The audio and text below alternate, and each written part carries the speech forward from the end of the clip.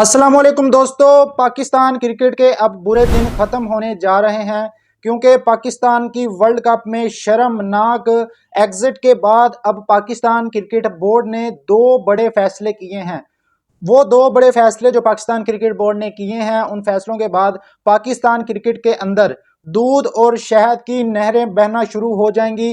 Pakistan cricket आसमान पर पहुंच जाएगी। हमारी जो पीएसएल है वो आईपीएल से बड़ी लीग बन जाएगी। हमारी जो टीम है वो 2028 का टी20 वर्ल्ड कप भी जीतेगी। 2027 का ओडीआई वर्ल्ड कप जो अफ्रीका में होना है वो भी हम जीतेंगे।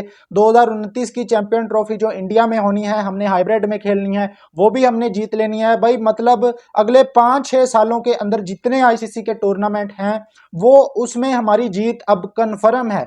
वो दो फैसले मैं आपके सामने रखता हूं, उनमें से एक फैसला ऐसा है जो बांग्लादेश के दौरे के हवाले से किया गया है, उस पर भी बात करते हैं। उसके अलावा नंबर 2 पर कल वेस्ट इंडीज की टीम हारी। जिस तरह इंडिया ने वेस्ट इंडीज की टीम को हराया, बल्कि इंडिया ने नहीं, अंपायर्स ने मिलकर जिस तरह वेस्ट इंडीज की टीम को हराया और टूर्नामेंट से बाहर किया और इंडिया को सेमीफाइनल में पहुंचाने के लिए मदद की, आईसीसी ने जिस तरह हमेशा से पिछले चंद सालों से आईसीसी करता आ रहा है, उस पर डैरन समी ने इनको पूरी तरह से एक्सपोज कर दिया है पकड़कर। जिसमें आईसीसी शामिल है, जिसमें जे शाह शामिल हैं, जो इंडियन क्रिकेट काउंसिल है, ये तमाम लोग उस फैसले में शामिल हैं। डैरन समी जज्बाती हो गए हैं। उन्होंने एक ऐसा जज्बाती बयान दिया है वेस्ट इंडीज की हार को लेकर, वो भी मैं आपके सामने रखता हूं। उसके अलावा मोहम्मद आमिर, जिन्होंने प्रेडिक्शन की थी कि भाई इंडिया की टीम वर्ल्ड कप के सेमीफाइनल के लिए क्वालिफाई नहीं करेगी, लेकिन भाई इंडिया की टीम वर्ल्ड कप सेमीफाइनल के लिए क्वालिफाई कर चुकी है। अब मोहम्मद आमिर का क्या रिएक्शन है, मोहम्मद आमिर ने किस तरह आईसीसी को पकड़ के लताड़ा है, किस तरह आईसीसी के खिलाफ मोहम्मद आमिर खुलकर सामने आ चुके हैं, इस पर भी बात करते हैं। नंबर 1 पर बात करते हैं जी, दो बड़े फैसले जो पाकिस्तान क्रिकेट बोर्ड अब करने जा रहा है पाकिस्तान की वर्ल्ड कप में शर्मनाक परफॉर्मेंस के बाद। नंबर 1 फैसला तो यह है कि पाकिस्तान के खिलाड़ियों को 50-50 लाख फी खिलाड़ी को जुर्माना करने का फैसला किया है। दूसरा जो फैसला है वो बांग्लादेश जो दौरा बांग्लादेश है 11 मार्च से, उसके हवाले से है, उस पर भी बात करते हैं। लेकिन पहला जो फैसला है, यकीन करें इस फैसले के बाद पाकिस्तान क्रिकेट ठीक हो जाएगी। मतलब यार, ये जोकर क्रिकेट बोर्ड हमारा कब ये सुधरेंगे, मुझे समझ नहीं आ रही। पहले आकिब जावेद जोकर को हमारे ऊपर मुसल्लत किया हुआ है। जिस तरह यहाँ पर हर जो इदारा है उसमें करप्शन है, उसमें सिफारशी टोला बैठा हुआ है, कोई काम आपका पैसों के बगैर नहीं होता। इसी तरह क्रिकेट बोर्ड भी अब आकिब जावेद, जिस तरह आकिब जावेद ने अपने गलत फैसलों से इस क्रिकेट बोर्ड का बेड़ा गर्क कर दिया, पाकिस्तानी टीम का बेड़ा गर्क कर दिया, इस बंदे के अंदर जरा भी शर्म नहीं है कि जिस तरह जयसूर्या श्रीलंका का कोच वो इस्तीफा देकर चला गया शर्मनाक परफॉर्मेंस के बाद श्रीलंकन टीम की।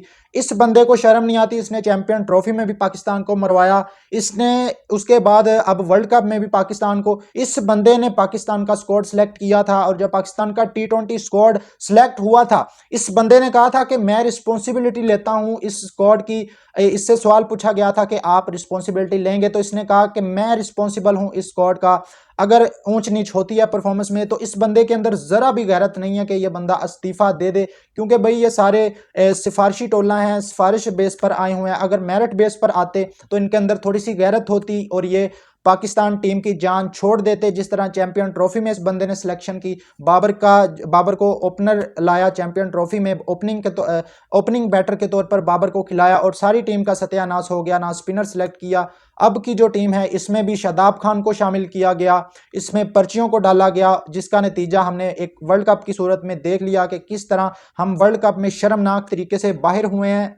अब 50-50 लाख जुर्माने का फैसला किया है। यह सिर्फ एक लॉलीपॉप है जो लोगों को दिया गया है क्रिकेट बोर्ड की तरफ से। मेरे ख्याल में अगर आप मेरी राय जाने तो इन खिलाड़ियों को सीधा करने का एक ही तरीका है। अगर आप इन खिलाड़ियों के 1 साल के लिए, जिस साल ये जलील होकर आते हैं, किसी भी आईसीसी टूर्नामेंट में पाकिस्तान का मुंह काला करवाते हैं, तो उस साल इनको पूरे साल के लिए लीग से बैन कर देना चाहिए। जो इनको पीसीबी ने 2 लीग्स अलाउड की हुई हैं एक साल के अंदर के आप खेल सकते हैं और अपना माल कमा सकते हैं, उन्हीं के चक्रों में ये पाकिस्तान क्रिकेट टीम के लिए ये परफॉर्म नहीं करते।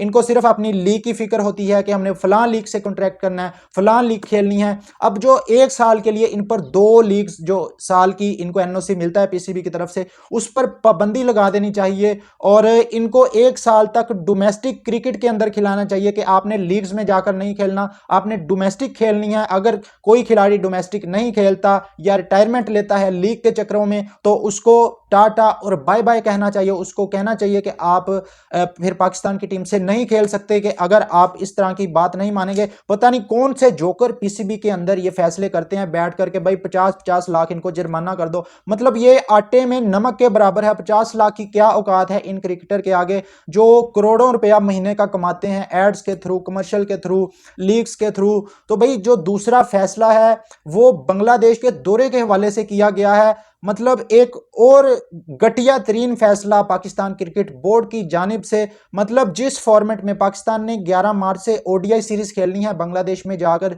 3 ओडीआई मैचेस की सीरीज, अब खबरें आ रही हैं कि बाबर आजम को भी ड्रॉप कर दो, साइम अयूब को भी ड्रॉप कर दो, मोहम्मद नवाज को भी ड्रॉप कर दो। चलें साइम अयूब को आप ड्रॉप करें, आप मोहम्मद नवाज को ड्रॉप करें, भाई बाबर को आप किन चक्रों में ड्रॉप कर रहे हैं? बाबर आजम जो कि ओडीआई फॉर्मेट का बेस्ट प्लेयर है, जहां पर आपने ड्रॉप करना था टी20 फॉर्मेट में, वहां पर आप उसको खिलाए जा रहे हैं, जबरदस्ती खिलाए जा रहे हैं और उसको खराब कर रहे हैं, उसका कॉन्फिडेंस शैटर कर रहे हैं। जहां पर आपने उसको खिलाना है वहां पर ड्रॉप करने की बातें की जा रही हैं। मुझे नहीं समझ आती ये कौन से अरस्तू हमने रखे हुए हैं पाकिस्तान क्रिकेट बोर्ड में। इसी वजह से हमारा दुनिया मजाक उड़ाती है कि भाई ये कौन से जोकर हैं, जोकर क्रिकेट बोर्ड है ये, जिस तरह के ये फैसले ले रहा है। बाबर को बांग्लादेश के दौरे से बाहर करने की बातें की जा रही हैं। एक ही आपके पास बैट्समैन है जो ओडीआई के अंदर जो टीम की बैकबोन है, अगर आप उसको बाहर कर देंगे तो आपकी ओडीआई टीम फिर बांग्लादेश में जाके आप ये भूल जाएं कि आप बांग्लादेश से जीतेंगे।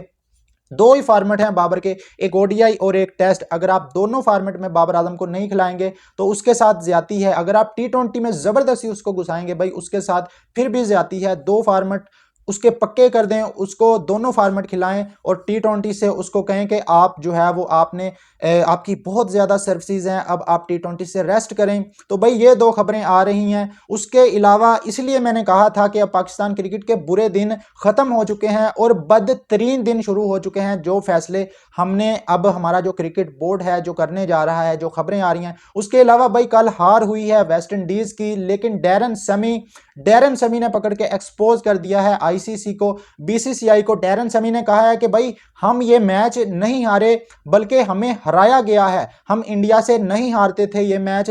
जिस तरह शिमरन हेटमायर का आउट दिया गया थर्ड अंपायर की जानिब से, अगर फील्ड अंपायर आउट दे देता है तो थर्ड अंपायर के पास तो इतना टाइम होता है सोचने का, देखने का, वो आराम से फैसला कर सकता है, लेकिन जल्दबाजी में फैसला किया गया। अगर हेटमायर आउट ना होता तो हम 220-30 रन करते और ये मैच आसानी से जीत सकते थे। हेटमायर जो कि 12 बॉलों पर 28 रन करके खड़ा था, इंडिया को मार रहा था, तो अंपायर को भाई डर लग गया कि ये बंदा अगर खड़ा रह गया तो इंडिया तो हार जाएगा। तो भाई जब भी इंडिया हारता हुआ देखा है अंपायर्स ने, तो अंपायर जो है वो अपना जो है फैसला सुनाते हैं इंडिया के हक में और दूसरी टीम के खिलाफ ऐसा फैसला सुनाते हैं कि भाई इंडिया की टीम जीत जाती है और दूसरी टीम हार जाती है।